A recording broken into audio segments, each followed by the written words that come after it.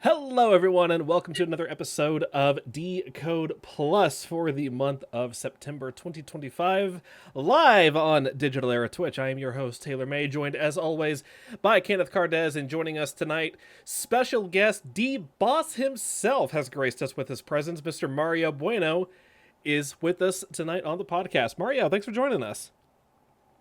Oh, thanks for having me.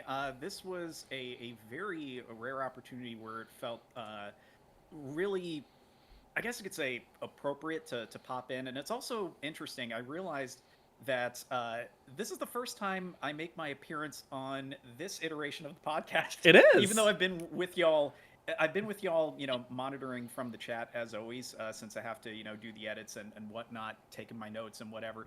But yeah, no, it just sank in when we were planning today's show that, yeah, no, this is my first time actually like popping up because, as Ken will recall, you know, uh, I opened the first episode of the previous Decode. I would show up regularly at Waypoint for episodes, so you know, I wasn't like a main part of the team, but I would still show up every so often, and it hasn't happened yet. So I'm like, wow, wow, it took a few episodes, but here we are. So happy to be here. Here we are. Welcome to Decode Plus. Upgrades, baby. All right. Well, we got quite a stacked show to talk about here today. We got the big headline that everyone is talking about. We've got the EA purchase that we need to cover. Uh, Ken's words, not mine. The Tokyo Mid Show. And we've also got a Sony State of Play that happened a few days ago that we need to cover. But first and foremost, as always, what have y'all been playing recently? What have y'all been up to in terms of your own personal gaming? I think I this guess went over I'll to Ken start. first. Yeah, yeah. So I guess I'll start. I've recently been slowly playing my way through Borderlands 4. I'm enjoying it a ton. I'm still very early in the game. I barely have like graced probably past like the first 15, 16% of the game right now.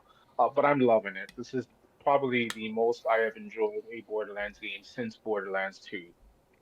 I'm playing as Vex right now. She's the siren in the game, and I'm just having a blast. The game is just doing all the right things for me, especially for a looter shooter. Because I always like my looty McShooty games. You know, as an avid fan, on again, off again of Destiny. Uh, this is scratching the itch that Destiny isn't for me right now. Um, yeah, I've been enjoying that. And then after taking a couple of months away from the game, I finally got back into the Fall Guys grind recently as well, starting last week with their Nice. Halloween. Um, the time away from the game was well spent. I definitely felt like I almost burned myself out grinding out the ranked mode that they added earlier in the year. So now it feels good just to kind of go back into it. I'm not playing ranked anymore. I'm just doing the regular stuff, just doing my dailies and getting my Fame Pass stuff and just really enjoying the game again.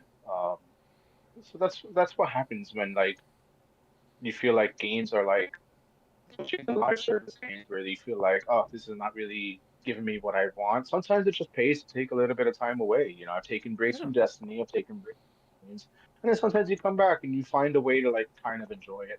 Like Destiny is another example where like I'm just coming back in, I'm doing like a few daily quests, and I'm just not even like I haven't done any of the raids, I haven't done any of like this super end game content. I'm just playing it at my pace. I jump on, I'll do some PvP here, I'll do a couple of little like daily quest things for some gear, and then if I go up, you know, if some of my numbers go higher, I consider that a grind well done. And usually it's like maybe an hour of my time for Destiny, then an hour into Fall Guys just to knock out the dailies, and then I try to go into Borderlands 4. So that's what I've been playing mostly.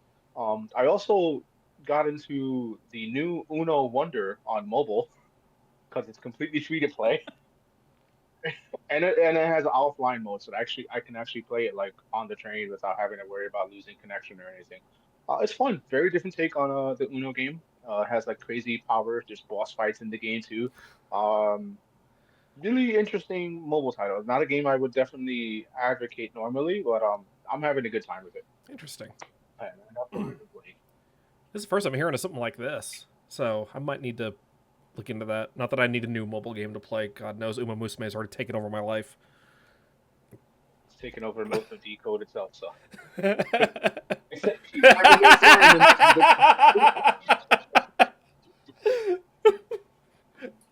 in Mario, I'm right there with you. I'm right there with you. All right, all right. So Taylor, what have you been playing that isn't Uma Musume? Well, I actually kind of took a page out of Ken's book, and I took some time away from a game that I had really been enjoying, and decided really wasn't doing it for me anymore. Recently, decided to dip my toe back into Helldivers. It's been a little bit just because, one, I wasn't enjoying the game or the missions as much as I thought I was. Plus, a lot of the Helldivers had recently been suffering from a lot of performance issues that was greatly detracting from my enjoyment of the game. So I decided, I'm going to just take a step back, let things settle down. It's going to get fixed. I'll come back to it here in a bit and see how it is. And lo and behold, when I got back, it was... I had a genuinely good time. Like, we were doing dives against the squids because there's a squid MO right now. And I was just having a blast. But apart from that, I am... Okay, now it's my turn to hide my face from shame. I have officially fallen into the Hoyoverse rabbit hole. and I Which one? Which one? I don't know if I can name her on this channel, or I don't know which name to name her by. I'll tell. You'll probably know exactly who I'm talking about, Mario. I already do. Yeah. You already know. So I may have started playing Zenless Zone Zero, and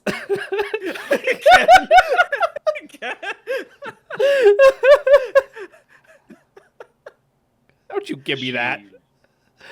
You know, lay it on me. I don't care. I know who I am. I know what I'm about. I don't care. But for what it's worth, like gameplay wise, I've actually really been enjoying it. The combat is extremely fast paced. The synergy between the characters in combat is just top notch. And even though I'm very early on into the story itself is very intriguing. And I have told that out of all of the Hoyoverse games out there, that Zenless probably has the shallowest narrative out of the big three of like Genshin, Honkai, and Zenless. Not to say that Zenless's story is like shallow per se, but that Honkai and Genshin go so much deeper than Zenless does. And as someone who enjoys a good solid narrative, if this is the shallow end, I am very intrigued to see what the deep end looks like in Genshin and Honkai, which I have been also convinced by another friend of mine to get into Genshin. They're basically giving away a free standard 5-star character of your choice. So it's like, I might as well pick it up now. Why not? I'm free to play. I'm not paying a penny. I'm not dumping anything into the gacha. I'm not dumping any real world money. I'm staying free to play. No, and I was gonna say, my understanding for the Hoyoverse games. Don't you shake your head at me. Honkai. I think it's Honkai that has the more layered narrative, to my understanding. I know Genshin, has been around for longer of all of these properties, but I believe Honkai is the one that's gone really deep into story, because I've seen samplings from the story mode for Honkai in particular. So yeah, that'd be, if anyone in the chat is an avid Hoyoverse supporter, I guess you could say, feel free to correct me if I'm wrong in any of these statements, but that's, again, my understanding of how it kind of breaks down. It's like, Zenless is just the jump right in, action first story, or action first game with, as you pointed out, very minimal narrative behind it. Genshin, it's kind of the all-rounder, it's got a nice rich story to keep you coming back to its open world, because that was the whole appeal of it back in the day. And then Honkai, it's like more traditional action gotcha, but it also has one hell of a story. So that's my understanding of like the the the gameplay and to narrative ratio of these properties. So the way I had it described to me by a friend of mine is that both Genshin and Honkai have very deep stories. What sets them apart is that Genshin is more character based in its storytelling, whereas Honkai focuses more on the overall world building and like overarching narrative of what is happening in this universe, and the characters, while they do have their own stories, simply inhabit and exist in it and have their adventures within it, but that the overarching story is about the world and the universe itself. And then Zenless is like, yeah, there's a story. There's a story there, but we know why you're here. Oh God, I have the. It's probably the same thing we're all thinking. It has a narrative in the same vein as adult cinema. It's like it's there, it's there. But I digress. It's like we know why you're here, and her name is Rat. My God. Well, now we know who you mean. Thank you for sharing. I haven't unlocked her yet. I'm working towards her. Right. Anyway, Mario, what have you been up to lately? So as you probably noticed when Uma Musume came up, that's been one of the games that has been, for all intents and purposes, taking over my life, and it is, ironically, given what we were just talking about, or rather appropriately given what we were just talking about, mostly the narrative that has sucked me in. Lately, I've been just kind of grinding on quick mode just to unlock things. Ironically, in the service of unlocking more story in the current event, which is one of the greatest MMO animes I've ever seen. It is so good. It is so good and so funny, but it still has the heart that makes the Uma Musume property so fascinating to basically indulge in from a narrative perspective. Took a little break from Helldivers as well, mostly because I was on the Uma Musume grind. I can only juggle one of these at any given time, because my gaming time has already been at a bare minimum, and go figure, the ones that I've been playing the most recently have in some way, shape, or form all been some variety of live service experience, which still very weird to me because I used to never touch the stuff, but these particular ones have had very interesting appeals. I've also been before I get to the other game that I've been playing a lot of recently, because I think it dovetails perfectly into some of our main topics for today's episode. I've also been in one of my cyclical hardware studying phases, because I've been looking to replace what was supposed to be my dedicated indie game device for when I want to step away from my workstation and just veg out and play some simple games. So I've been trying different hardware and looking into different things, and I've been falling down the rabbit hole of handheld PCs. I know it's a topic I've certainly talked about with our compatriot Jace, because he's been looking into some sort of solution to do mobile Helldivers, essentially.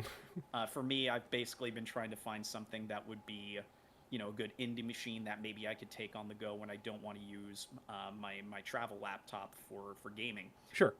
So I've been kind of looking into all these solutions, and it's been fascinating seeing where that scene has gone. I know we're actually about 2 or so weeks away, 2-3 weeks away from the release of one of the more high-profile ones, which was covered at some of the recent gaming events that y'all have covered here on the show. Most notably, Gamescom. They finally had some hands-on for press and industry, specifically the ROG, Xbox Ally, and the Ally X. So the Xbox branded mobile handheld, which, spoiler, it's not really a portable Xbox. It's just Xbox branded mobile PC with an Xbox gaming front end. And it's been fascinating to see what the pricing has been like. There's a YouTuber I follow, Wolf Den, real name Bob Wolf, who's big into that whole scene. And he just did a breakdown on how ridiculous the pricing has got. So I have these tabs pulled up just to give you some sticker shock of what these kinds of devices are looking like and where we're at in the hierarchy. So the most notable and I guess you could say universal has been the Steam Deck, which kind of kickstarted this entire trend, if you will. Right now, the base model, which is a 256 gigabyte LCD screen version, it's on sale for a fairly modest $319.20. Please keep in mind how much a Nintendo Switch 2 costs, again, for perspective here. So that's like the cheapy cheap model of the Steam Deck. Then it goes up to $549, but you get an OLED screen. $649 is the top tier with an OLED screen and 1 TB.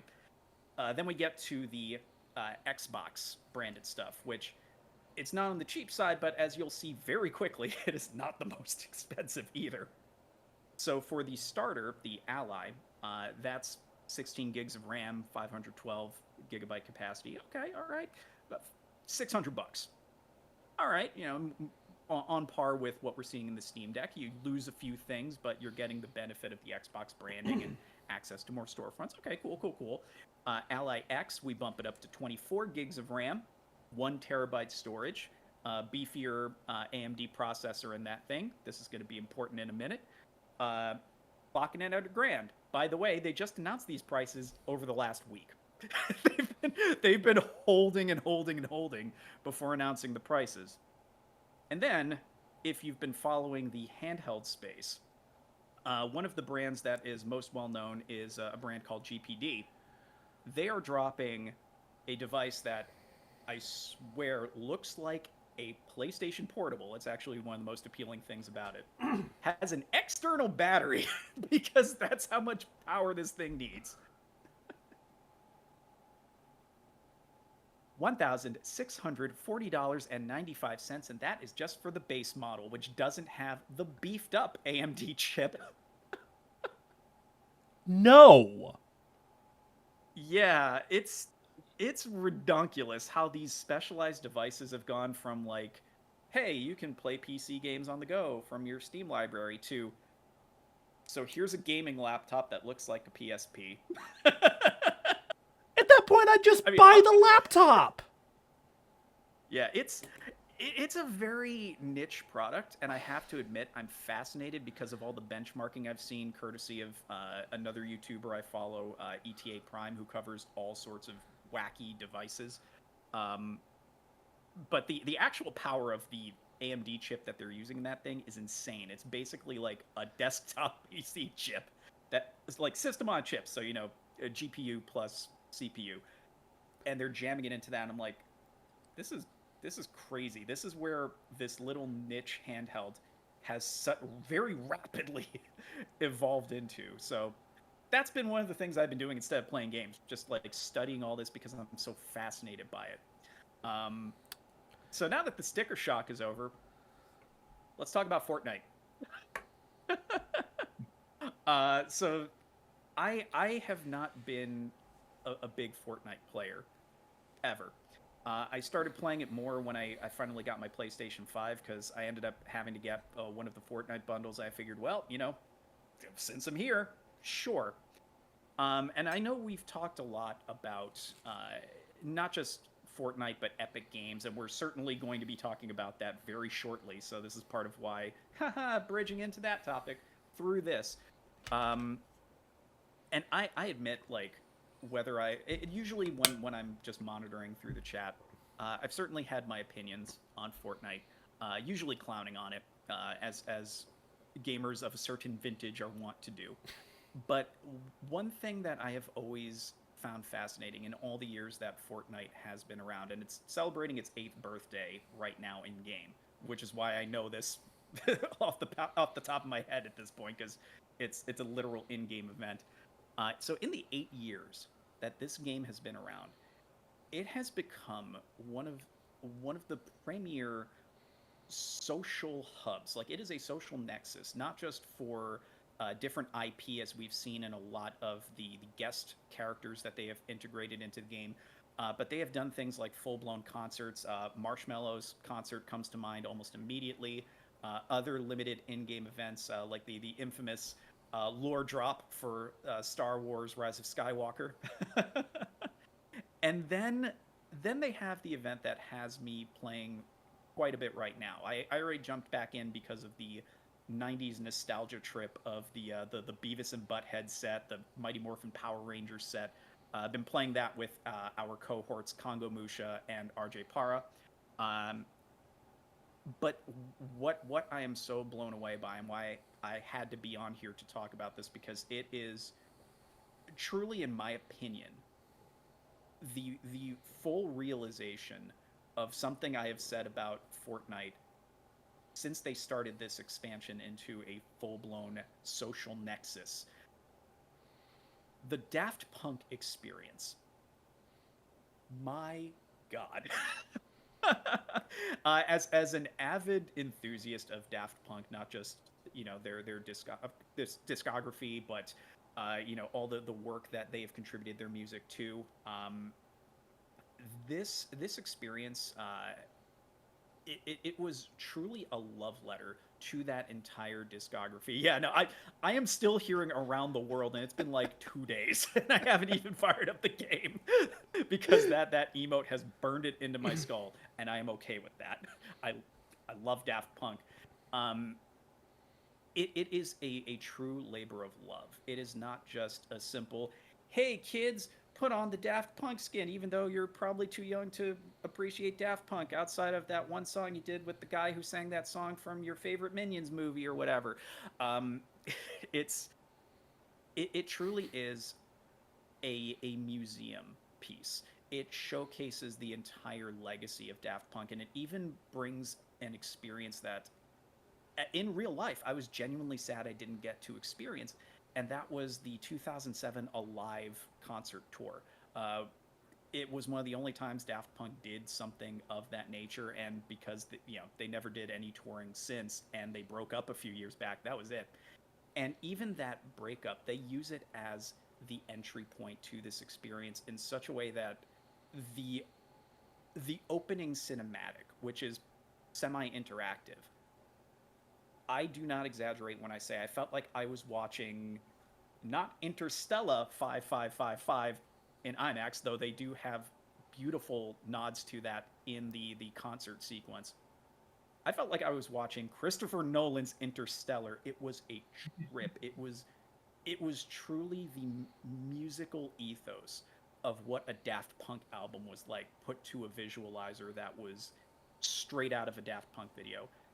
It is one of the greatest things I've ever seen, and to share that with friends who have that same appreciation, then this is very clearly meant not just to introduce younger generations to the music of Daft Punk, even all these years after their dissolution, but it's very clearly meant for older gamers, folks of our generation who, in many cases, are the parents of the core demographic of Fortnite. And it was just so brilliantly thought out, so lovingly executed, that after coming out of my first experience with the Daft Punk experience, I told Congo, because we were off stream that time. I was like, I will never say a bad word about Fortnite again after this. This was it's something that, even if you don't play Fortnite, if you have access to the game, because it's free to play at the end of the day, just hop in just to experience that opening sequence, especially if you are a music fan and a fan of Daft Punk. It is one of the greatest interactive experiences I've ever had, and it truly shows that what Epic Games has done with Fortnite, it is the real life approximation of the Oasis from Ready Player One. We have finally hit that because this experience just really hammered it home that I could feel the same rush that I would at a live concert, the same emotional connection for what is essentially a pre-scripted event that I can still interact with. This is next level stuff, and I really appreciate that Epic Games went and did that. And it's interesting that now they're looking to integrate some of their other properties essentially into that universe to continue building out this Oasis. And I believe y'all have a lot more to speak on that because each of you is an enthusiast of some of the other components, I guess you could say, of this hybridization of the Epic Games ecosystem into Fortnite. Hmm. You can't see, but I'm pointing at the RLCS Worlds poster on the wall behind me. I see it on my monitor. I can't see what it is exactly, but I see you pointing. Like, what I'm curious about is like how exactly is this integration? Like, what does this mean by integration? Are they like, is it going to be Fortnite is going to become like the one-stop shop where if I want to play Rocket League, I have to boot up Fortnite, or is it going to be like limited things of Rocket League available in Fortnite, but Rocket League will continue to exist as a standalone game? Like, what does the blueprint look like for this? That like that's really what I want to know because that's been the vaguest part of all of this for me. So there's no real blueprint for it per se. There's just a very long, rumored idea that Epic wants to take all their games and put it all under one ecosystem. Very similar to how it's done in like Minecraft or Roblox, for example, where you have one main app that then goes into all the different games that they have, because they feel it just doesn't make sense to have everything separate. If you look at how they handled Fortnite recently, if you go on to like you go through the PlayStation Store, for example, they have the Fortnite OG Battle Royale by itself. They have the Fortnite Festival by itself. And they kind of figured out that it was like, it doesn't make sense to have that when we can just have people download the main thing and go into everything at their leisure. Um, so it's just been long rumored that that is a move that they intend to do. There's a lot of evidence that points to it being something of truth. But it's more that, we just got to wait and see what they do, in the long run. Me personally, I think it makes sense to just put everything under one ecosystem, just because one, it's just easier to manage. You don't have to worry about, 80 different currencies for all these different games. You can just be like, here's just one currency. It works through them all. Have fun. It also allows them to monitor the games a lot easier as well, rather than having three separate apps essentially, where they can just have it on the one specific app. And especially with coming off of our last show where we were talking about, safety issues and things like that. Epic is one of the companies that is wants to be safe and wants to be smart. They understand that yes, we're in this to make money, but at the same token, it's like they don't make money if they're not providing a safe space for their gamers. So the best way to do that is to put everything under one umbrella so that they can monitor it and make sure that nothing crazy is going on in their games. Yeah, I have you guess to even a degree that considered makes the? sense. Oh, sorry, you first, Day. No, no, you're fine. I was just saying. I guess to a degree that makes sense. It's just like what I guess that there is that thing in my mind of like if you like I swear to God if we're gonna get to the point where if I have to boot up Fortnite if I want to play Rocket League, well then I don't maybe drop a Rocket League. I don't know, but No, because I was gonna say Uh, I hadn't factored in the safety concerns. So thanks for bringing that up, Ken, because it actually ties into what I was immediately thinking of. Going back to my analogy of this is the IRL Oasis from a game dev perspective, having everything under the same essentially front loader. It streamlines every single need you would have to tackle as a game dev, especially for a persistent online world. So things like safety, things like maintenance. We were just talking about Helldivers and all the maintenance they've had to do on that game in order to keep things functional. Especially now that they've added a third ecosystem into their game, so that is you know an additional load on their overall maintenance, and that's just a singular experience. Fortnite, if they start integrating things like Rocket League and Fall Guys and what have you, um, it's better if they just keep it under one general bootload essentially, so that they can push out the maintenance updates better. And since Fortnite is available, as well as I understand correct me if I'm wrong here, but isn't Rocket League also something you can play on mobile and other non-standard platforms? Is that correct? I don't know, and I don't think so. At least not from what I've heard. As far as I know, Rocket League is exclusive to PC and console. Okay. Um, I don't believe Because it can then, be. oh, sorry. I don't believe it can be played on more. I guess on more mobile devices. At least not from what I've seen. Especially considering that it is running. Um, what is it? I think Rocket League runs off of Unity, if I'm remembering correctly. Um, Okay. I don't I don't think Unity is is a very mobile friendly engine. I could be wrong, but just from what I've seen, the game itself, I don't believe I've ever seen played on other stuff. So the Yeah, I think main it Rocket depends on League game, optimization. the main Rocket League game isn't on mobile. I know that there was like a spin-off game called Rocket League Sideswipe that they threw Mm. onto mobile. I don't know if it's available, but I do remember seeing that. Like Fortnite, we know is available on mobile. Fall Guys, I think, that dropped a mobile last year or 2 years ago, maybe. Um, so those Yeah, games I and that's know. why and that's why I brought it up because certainly the base Fortnite game is available on mobile devices as well.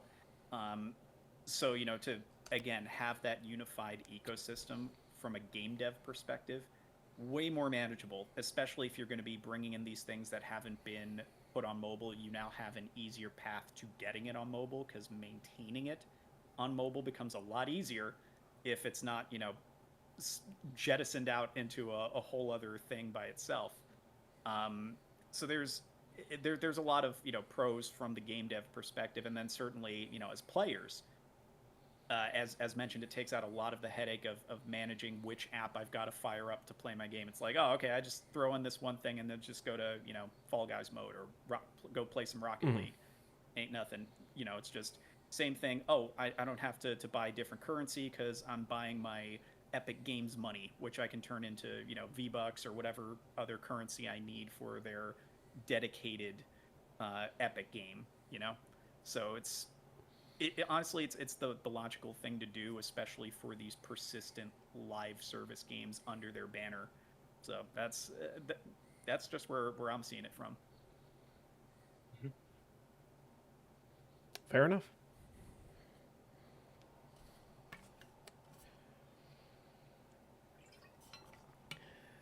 Okay, All we, right. we've been putting it off. I know the Do we answer to the question already. You want to go ahead and talk about EA? So how I was prefacing how I've been popping onto Decode since the beginning. The more things change, the more things stay the same. Old Gil's back Old at it Gil, again. yeah, old Gil, he's gonna get his lick, but boy, howdy, what a lick it's gonna be. Um, it has been a Uh, while since that joke was made on the previous iteration of this podcast.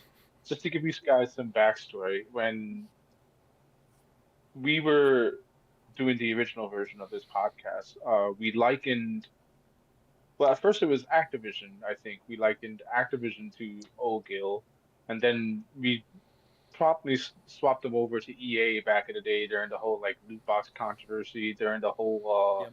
Anthem spiel. And it became a pretty viral meme from us. And I still remember the shock I felt when I saw um, a picture from a store that had Anthem on display, and they put Old Gil next to him, and I was like, there is no way that anyone else has done this joke.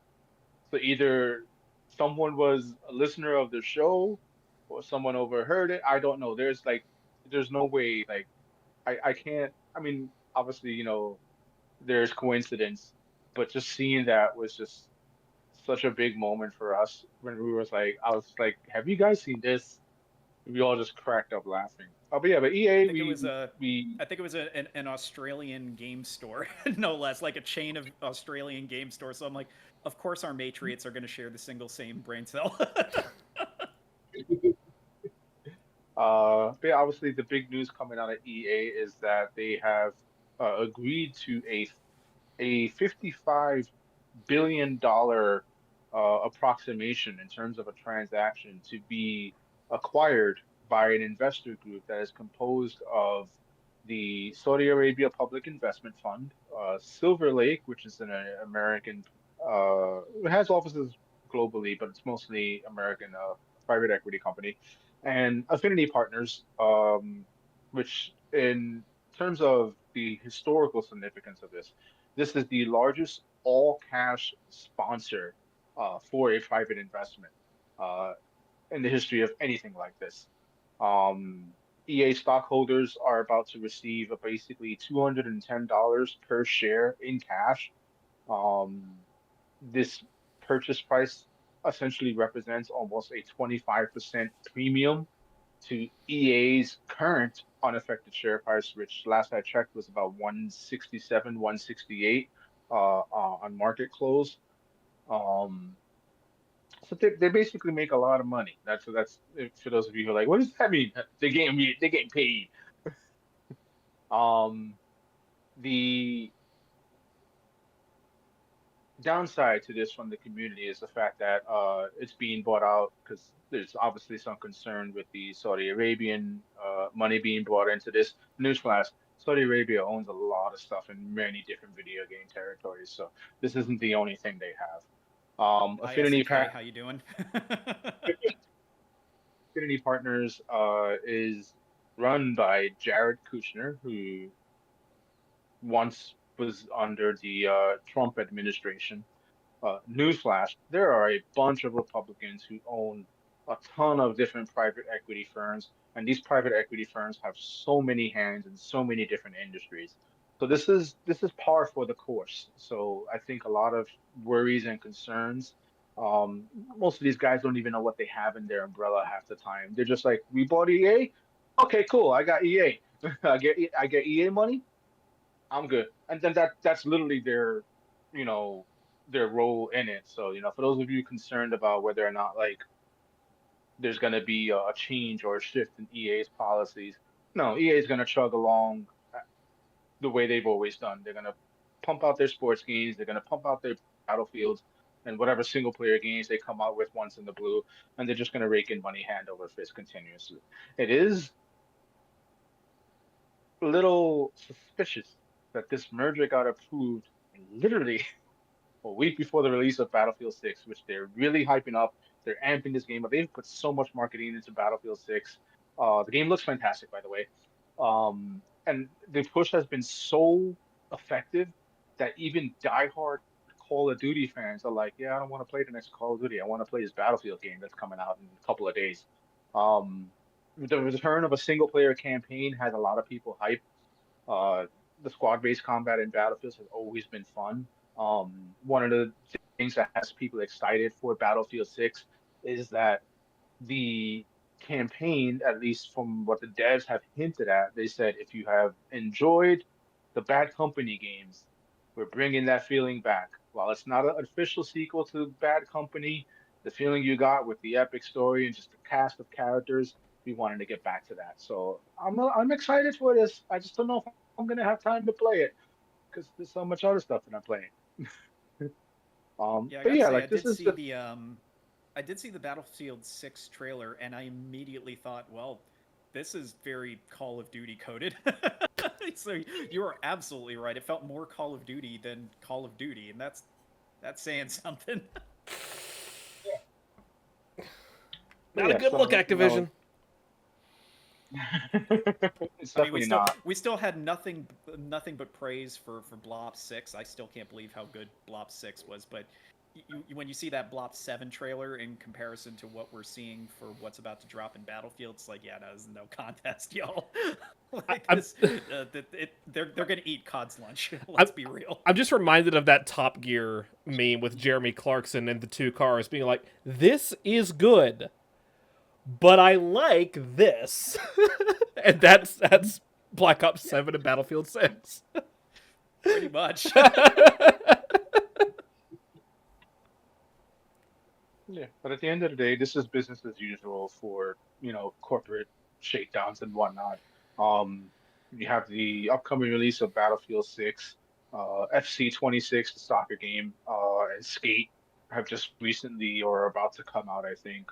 Little concerning coming off of the Skate game, the reviews have been very mixed on that one. So that might be like one of the L's that EA takes for this year. FC 26 is great. I don't even play it for the soccer. I play it for the soccer Yu-Gi-Oh. 'Cause it has a built-in card game. Uh, Oh, oh my Oh god, of my course it does. god. As if card games on motorcycles wasn't ridiculous enough. I mean, oh, they have WWE games have had card mode for the past at least, what, 2 or 3 iterations of 2K, so yeah, I'm hardly surprised by this. And then if people are worried about what's upcoming, just remember that there's still some big titles to come out from EA. We know that there is a new Mass Effect in development. Star Wars Jedi 3 is being worked on from Respawn, and the Dead Space days are currently at work on the Iron Man game. So there's still some high profile stuff coming out from EA. It's just a matter of time when. If you feel that bad about like the money, you can just not buy their games. But again, like this is par for the course in the industry. There's nothing new here. This happens all the time. So it is what it is. And EA is going private, which means now they get to control a lot of stuff themselves more than anything. They don't have to answer to stock shareholders anymore. It's, they just go, here's a game. We're making money. Have fun. Which, I mean, could be a good thing or a bad thing, just depending on how you look at it, depending on how things pan out. This is definitely going to be. I definitely believe this is going to be one of those wait and see situations of just kind of where it pans out from here. Obviously, I have my own reservations against the Saudi Arabian governments. For those who don't know, hi, trans. They don't look kindly upon people like me. That's putting it lightly. So the fact that but then again, like the flip side of that coin is I cannot name a single EA game that I play regularly anyway. So it's not like if I never buy another EA game again, it's not like it's going to put a dent in my games library because I literally can't think of one that I play anyway. Big whoop. I don't play their sports games. Um, I don't play. Actually, that's all I can think of when I think EA I just all I can think of is EA Sports, and I don't play a single one of those anymore. It's been It's years, in the game. but High Pavlovian conditioning. I hear EA Sports, I just have to fill it in. You know what I I mean, miss? for sorry, you first, Ken. I was just gonna say I miss EA Big. Like that was some peak EA gaming during that time frame. Oh yeah, no, that was when they were trying the arcadey stuff. Yeah, no, I was even gonna kind of follow up on what you said there, Taylor. Like I've barely played any contemporary EA stuff outside of the Star Wars entries. Like that's about most EA I've probably had actively in my library because I just any other property that they had under their umbrella that I was an enthusiast of, they've basically shuttered over the years, as we've talked about at length in the previous iteration of Decode. So I'm with you there. It's going to be an interesting thing because, as mentioned, this could really go either way. I also have concerns based on the new ownership because on the one, this is the ultimate monkey's paw. Let's be real. On the one hand, hooray, they're no longer beholden to shareholders and all the nonsense that comes with that and all the poor planning decisions that come with that trickle down onto their games. Uh-oh, look who fronted the money for them to go private. Well, Hmm. this is going to be interesting. So yeah, obviously I would like to hope for the best. It's just really really hard not to with all the pieces in play. So it's like, well, we'll see. Thank goodness I don't really play any EA games these days, except for like back catalog stuff that they don't make any money off of. honestly, to tell you the Yeah. truth, when I think EA in games that I have played, published by EA, the the one that comes to mind for me, and the most memorable one, is one of their most, I think, one of their most niche sports games that they've ever put out. that I played a long time ago, like years and years. We're talking like I played this on the family PC as a kid. That was EA NFL Head Coach. It was a team management game where you filled the role as the head coach and you managed your team through the season. And I was invested in that game too. Like I enjoyed playing that. I had a lot of fun playing that game, and then I never finished it, and now it's like I can't find it anywhere. It's like you just can't get it that, or it's like ridiculously expensive if you're buying it secondhand. Yeah, for me it would be the Crisis games, since they did publish those, Command and Conquer back in the day. So vintage Command and Conquer. I know there's definitely a couple of others. Of course, our beloved Burnout. Forever rest in power, Criterion. We're still salty that you were shut down, and put over to Battlefield or whatever nonsense they had them on. So it's like I said, a lot of back catalog stuff. Yeah, I did dabble in the EA Sports games over the years, so the occasional Madden and NHL and the soccer games. But even that very lightly, because never been into the simulation sports. So it's always been pretty easy to kind of be like, oh, EA's going old Gil mode again. Okay, cool. Just walk away, not even be phased by it. So but those Star Wars games have been really good. I have to say. Well, the single player ones by Respawn, but also Respawn. It's Respawn. we say great things about them all the time with good reason on this podcast, because they're one of EA's best studios. Like, what more is there to say? Also, shame on everyone who didn't support Titanfall. Yes, I know I'm guilty of this. I have like 3 copies of Titanfall 2, and I still haven't played one of them. But I love Titanfall. Cries.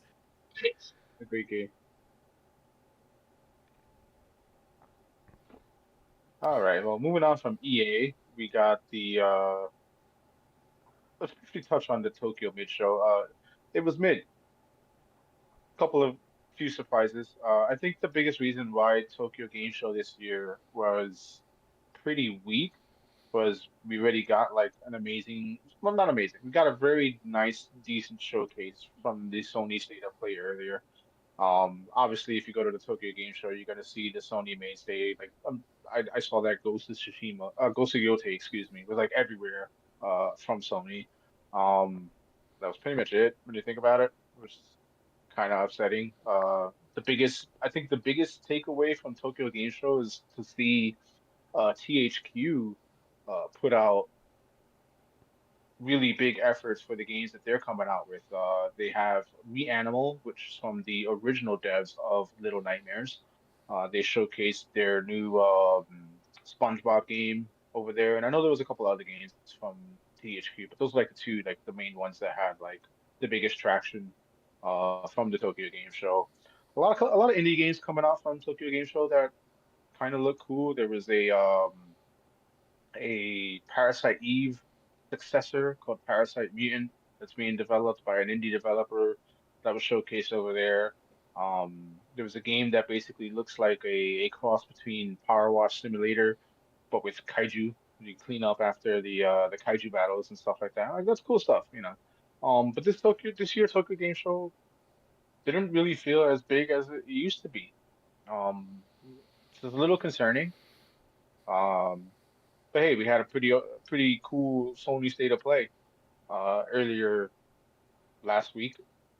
We got to see an extended gameplay demo for Saros, the next title from Studio Heartsmark, the guys team that made Returnal. We also got a release date for Saros, which will be dropping on March 20th of 2026.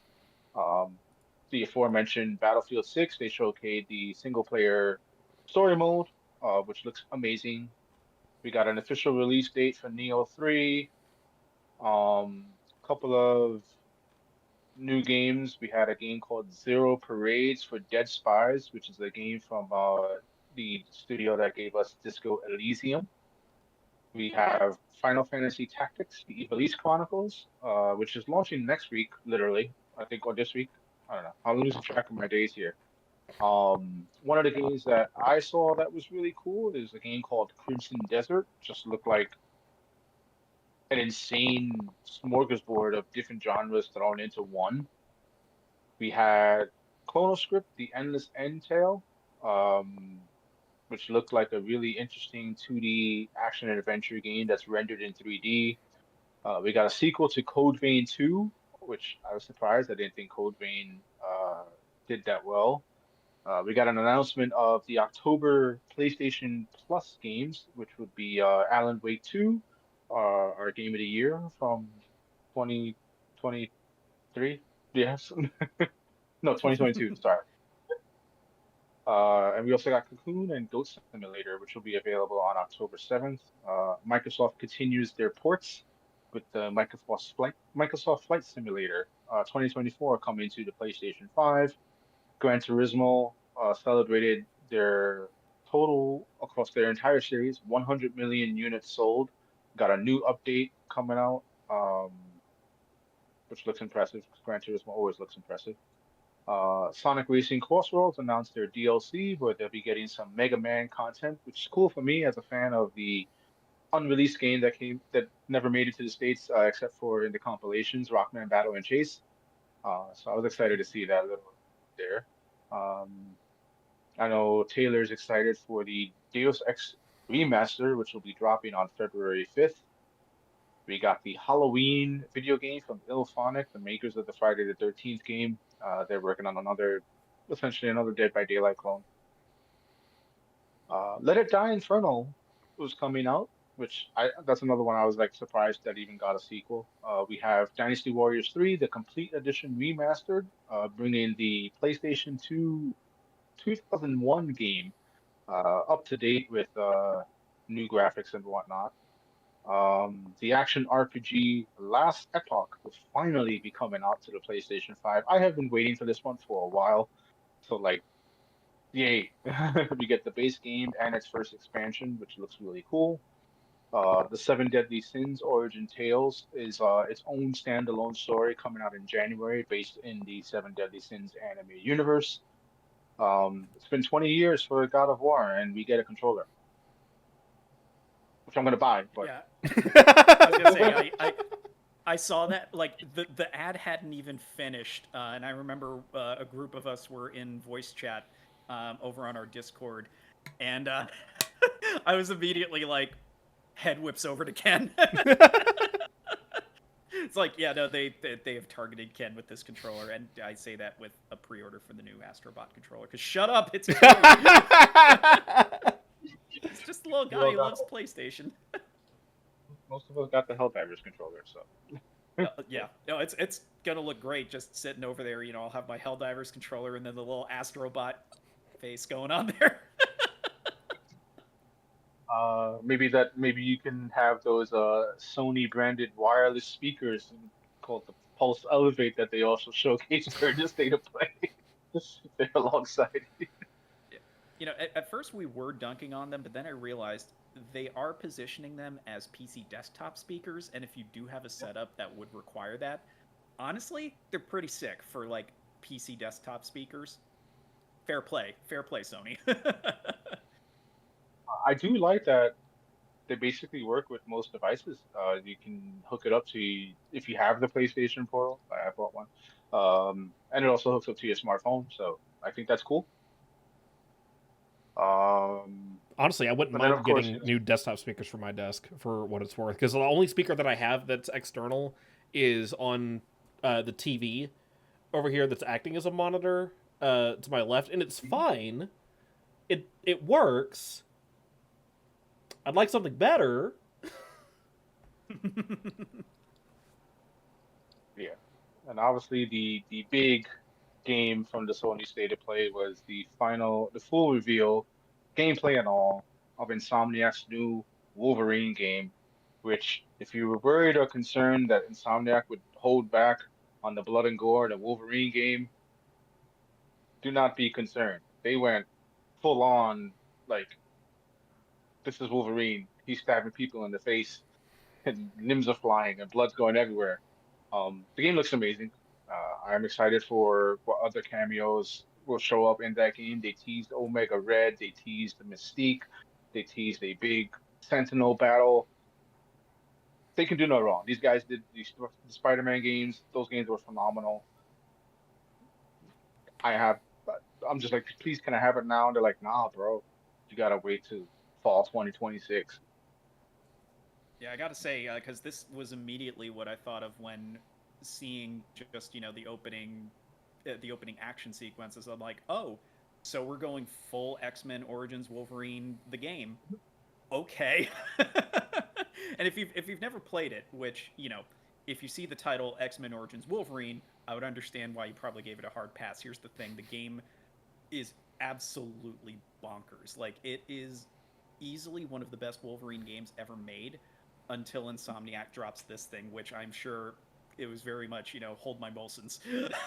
Because man, they they took, you can already tell they took everything that made the Wolverine Origins game such a true Wolverine experience, and they're just going absolutely ham. The same way that you could argue that the Spider-Man games, they're the ultimate evolution of Spider-Man 2, the movie adaptation Spider-Man 2, which for the longest time was the benchmark of the Spider-Man interactive experience. We're now getting that with Wolverine, and I'm like, yeah, no, this is gonna be cool. Gonna be I, I fantastic. also I also realized, thanks for basically reminding me by way of talking IP, because there's one thing that I did neglect at the beginning of the show that we didn't really get to talk about, because there it was kind of like um, in between episodes of Decode, that this went down. So we also had, speaking of Sony, courtesy of Sony, we got an extended first look at the 007 game First Light, by IOI, one of Ken's favorite studios,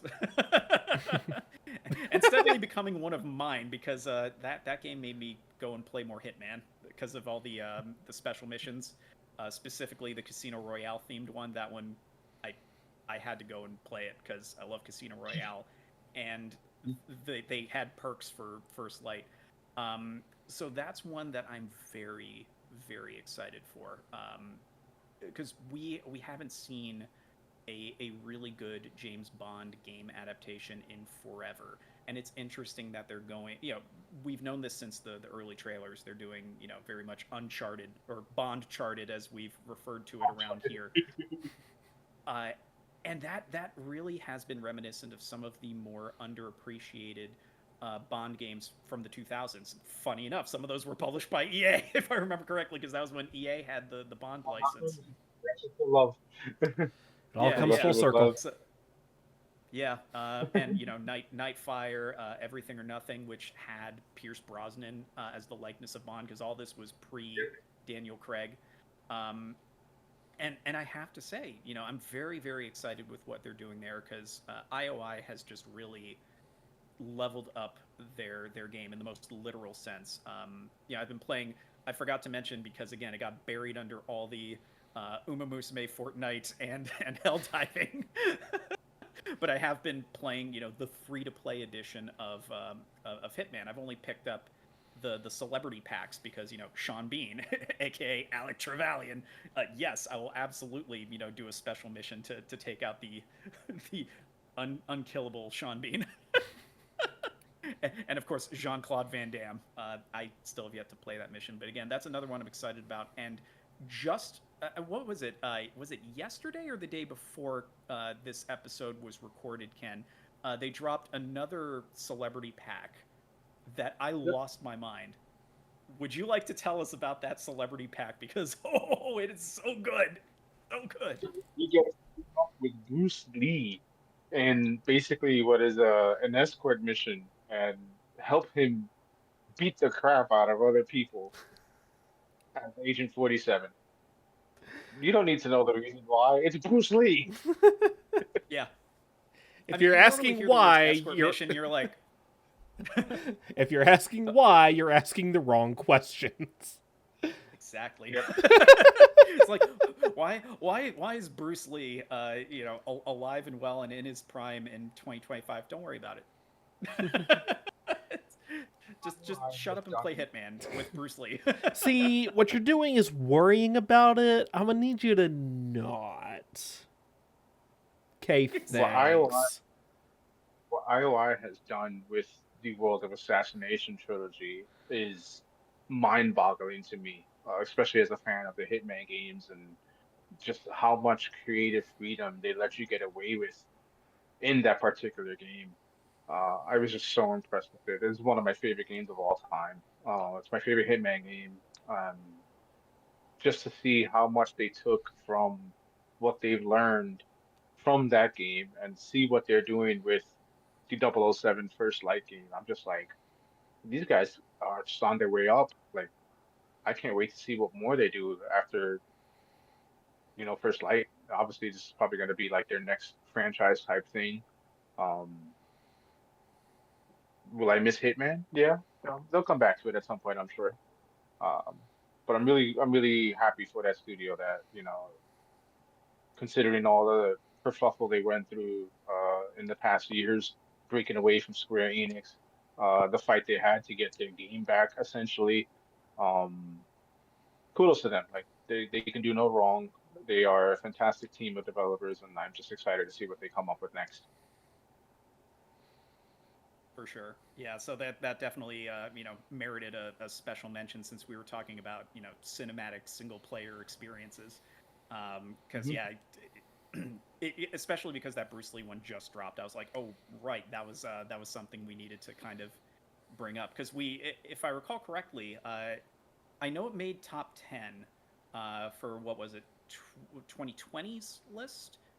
Um, but Yeah. I know it was top 10. I can't remember if it broke top 5 or not, but it was one of our past top 10 nominees. So We put in the moment where I killed the guy by throwing a bar of soap at his head. So still one of my favorite moments. You can check it across our social media. It's it's out there. it's legitimately it's legitimately one of the funniest things I've seen in an action stealth game. I'm just like, bro, just took that guy out with a literal bar of soap. chucked it all off the train. It's fantastic. IOI has thought of everything. I love that game because everyone was like, "Oh, it's a murder sim," and I'm like, "No, this is a puzzle game, bro. It's the A best very puzzle murdery game puzzle ever." game, but it's a puzzle game. Yeah, yeah. So you're looking at it the wrong way. You need to get a different perspective on this. Hmm. Taylor suddenly becoming the Hitman evangelist. It's just like no. Here's why you're doing Hitman all wrong. Here's how you enjoy Hitman. It's like, how many hours have you logged in Hitman? Don't worry about it. You're doing this all wrong. Well, you see, clicks pin. Exactly. And actually, it's funny you mentioned that because I believe one of the mission requirements for the Sean Bean mission is to execute him with a pen. I'm not even joking. I Like I'm rest dead my serious. case. Pun definitely not intended with that. Oh, I don't have lots it of with me games, right lots of now, but I was going to say my preferred method would be with a 1911. I don't have it under my desk right now, so I can't give a visual demonstration. Oh well. Next month. I was gonna say, well, probably for the better. I think I think that would get our stream capped like right there. It's like whoop. It's an airsoft gun. It's fine. Tell that to the algorithm. Look, I'm just saying, especially for clips on TikTok, they don't play. Oh man. Oy. But I digress. yeah, just a lot of good games, and we're about to enter a very, very busy month for October. Uh, Lots of drops coming out. The aforementioned Ghost of Yote literally drops this week, October 2nd. I'm excited for that one. Ghost of Tsushima was a fantastic open world samurai game, and I'm pretty sure that they're just gonna do it again. Like, there's just no way this game fails. We have the Super Mario Galaxy and Super Mario Galaxy 2 re-release dropping this week. The indie 3D platformer Onirism dropping on Steam. So those are a couple of games to look out for. If you're a fan of Digimon Story, Time Stranger, that RPG series is dropping this week as well. Um, that's just this week. Like, 4 games. It's like, man, what are we gonna do? Um, I think Like we assuming have. the dates haven't changed, I'm also seeing for this month Outer Worlds 2, as well as Ninja Gaiden 4. So, whoo, Yep. yeah, you're not kidding. This is going to be a stacked month, especially for actiony games with rich narrative. Yep. Battlefield 6, we already mentioned, is dropping October 10th. October 10th is a pretty stacked day because not only is Battlefield 6 dropping, you have the Little Nightmares Enhanced Edition, which is a re-release of the first game coming out for PlayStation 5, the Xbox Series of consoles, Switch 2, and PC. But you also have Little Nightmares 3 dropping on the same day. Little Nightmares, of course, if you guys have been following the show or following our content, you know it's a game I absolutely love. This fantastic series. If you have not played Little Nightmares, this is a great opportunity to do so. One of our favorite publishers, Devolver, coming out with Ball X Pit on October 15th. And then on the next day, October 16th, everyone who owns a Nintendo Switch and a Nintendo Switch 2 will probably be deep into Pokemon Legends ZA, where our trainers return to Lumiose City and catch them all, I guess. Because what else do you do in Pokemon? Uh, Mario already mentioned Ninja Gaiden, which is dropping on October 20th. October 21st sees the remaster of the classic action horror first-person shooter Painkiller, one of my favorite shooters of all Ooh. time. Excited to see what this one does. I hear that it's going to have like roguelike elements. I've seen some of the gameplay. It looks sick. Like, I'm just like excited to play this one.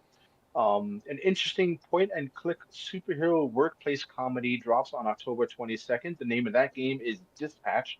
Looks very interesting. I'm actually intrigued with that one. It's definitely one I'm going to check out. And then on October 23rd, we have Double Dragon Revived. We have the Persona 3 Reload Switch 2 edition. You have the Jackbox Party Pack, Plants vs. Zombies Replanted, and Bounty Star, which is a mech suit third-person shooter, where you kind of play like this person in the mech suit, but you also gotta like do. It has like some survival elements where you're farming and you gotta grow crops and stuff like that. Uh, Probably not for me, but looks cool. And then on October 24th, like this is just all in the same week. We have the Chicken Run Extraction, which is set in the Chicken Run universe. Apparently, Wait, someone what? remembered. I need to check that one out. Wait, what?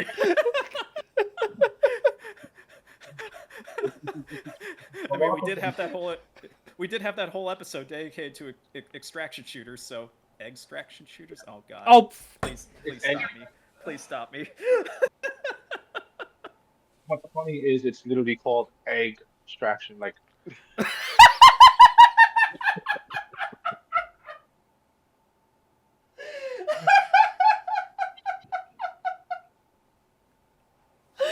I just want everyone to know I legitimately did not look up anything about this. This is a live reaction to everything that I am hearing right now.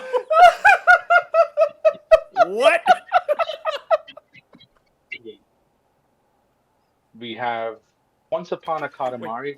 I'm so sorry. What studio? What studio is doing this Chicken Run game? I have to know because I'm like they're my new best friends now.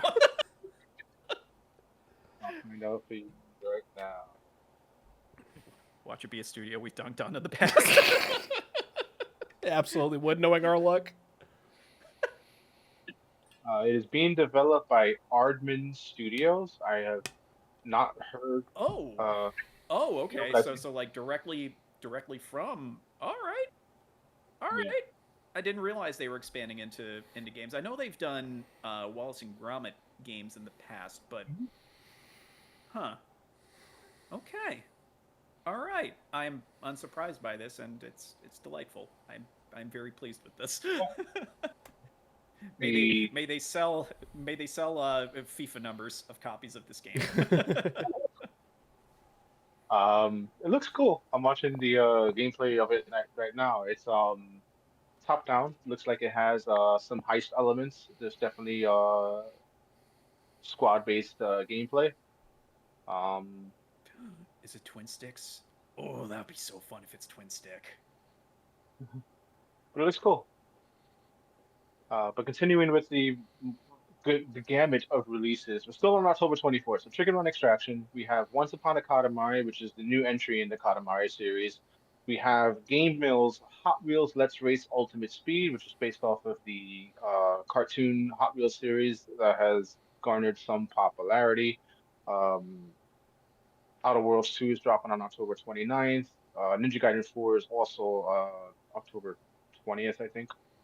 I don't know if I mentioned that before. And then at the end of the month, on October 30th and 31st, we have Arc Raiders dropping on October 30th, the Dragon Quest 1 and 2 HD remake, Majogami, which is an action adventure side scroller with hack and slash gameplay coming out for the Nintendo Switch. The Mortal Kombat Legacy Collection also drops on October 30th, and then we have the new console edition of Virtua Fighter 5 Revel, all on October 30th. And then on October 31st, we have the cute 2D platformer from the devs of Shovel Knight, Mina the Hollower. Um, and that's October. Dang. Yeah, that's pretty stacked. I forgot that Mortal Kombat Legacy was, but I think that's the digital because the physical is being released later in the year because I have a pre-order for that ready to go. Um, I remember that's a situation where it's digital's coming out first and then physical later. Speaking of like small, depending on where you sit on the gaming backlog pile, small mercy, Terminator 2 No Fate, which is being done by Bitmap Bureau, which you would know from the game Xenocrisis, which is on literally everything. It is basically the modern day Doom. And they're also working on the He-Man game for limited run. They had to delay Terminator 2D No Fate at least a month, so you get a small break if you're waiting for Terminator 2D.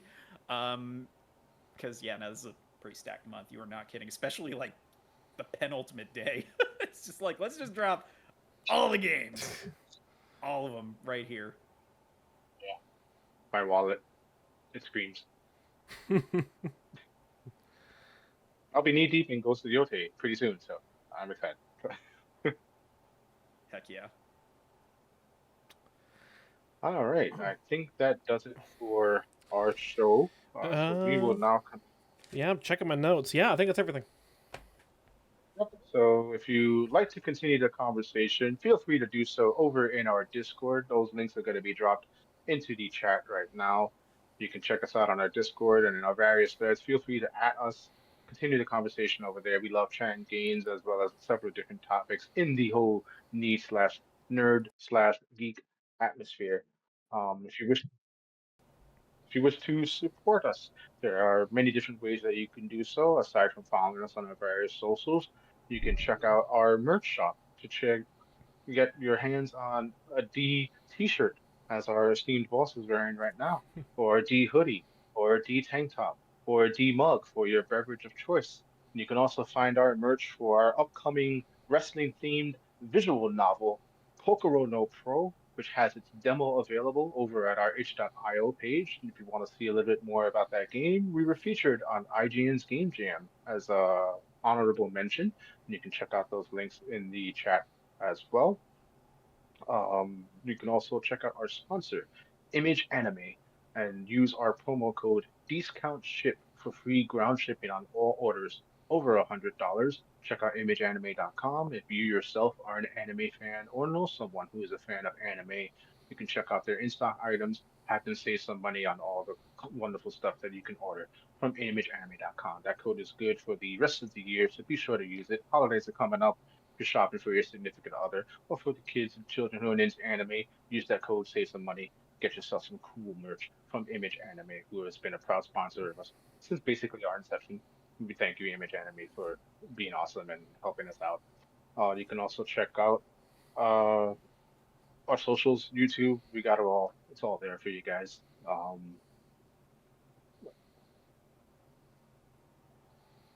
I forgetting anything?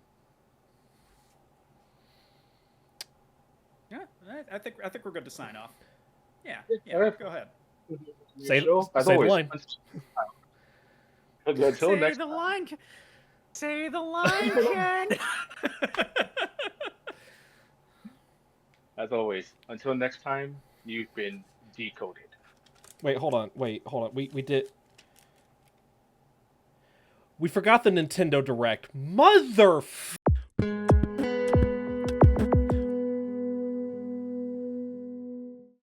Please remember to like, share, and subscribe, and follow us across social media for updates. Thanks for watching!